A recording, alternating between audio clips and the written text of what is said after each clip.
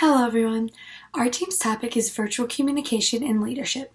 Virtual communication is when two or more people talk via technology since they can't face-to-face, usually due to distance. A study shown by Rapid Start Leadership found that 25% of jobs involve teaming in distant locations, and this percentage is only going to grow. Establishing a leader over the phone is very difficult, so that is why we came up with two scenarios. Scenario 1 is where there is a predefined leader, and Scenario 2 is where there is no predefined leader, and so the group members must find one themselves. Now I'm going to hand over to Jacob so he can describe Scenario 1 where there is a predefined leader. We will now talk about the scenario where a virtual team comes together and there is a predefined leader already put in place.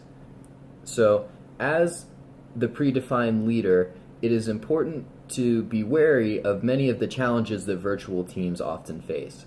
These challenges include cultivating trust among team members, overcoming lack of face-to-face contact, overcoming communication barriers, aligning goals with the individual team members, obtaining clarity regarding team objectives, and ensuring that the team possesses the necessary knowledge and skills to be successful.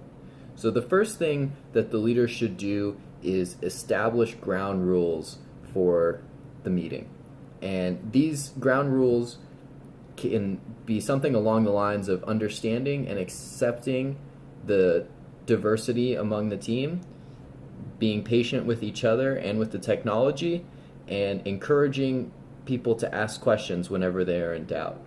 Furthermore, the leader should make sure to encourage openness, and at the beginning of each of these virtual meetings allow for 5 to 10 minutes of people freely talking and getting to know each other a little better in order to promote synergy among the team members and be ultimately more productive.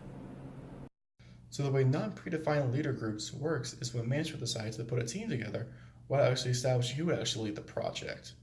So it ends up the team members decide who would actually lead. There are two ways to go about solving this issue. One way is to put it to a vote, in which case the team members themselves will vote who will lead. Another way is the team leader will arise organically within the group. The first way to solve this issue is by with a vote. Now, normally there's some software out there called GroupMe who help with this issue. What GroupMe is actually a text-based software that allows people to communicate by phone via Android or iPhone. However, it also has a desktop via software. That way someone can work on their desk while communicating with someone on the go on their phone. However, there's a system built in software that allows people to vote on a topic. Specifically in this case, they'll be voting on who will lead the team project. Another software utilized to help people establish organically is actually Google Docs.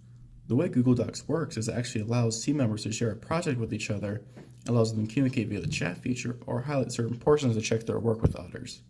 In this example, we can see one of the team members highlighting the work of another to explain what is wrong and what can be better about it. We'll see in this example that this person is actually more knowledgeable in the area than the others, and they have determined that he should be the leader based on that. This shows how team members can be established organically within a group.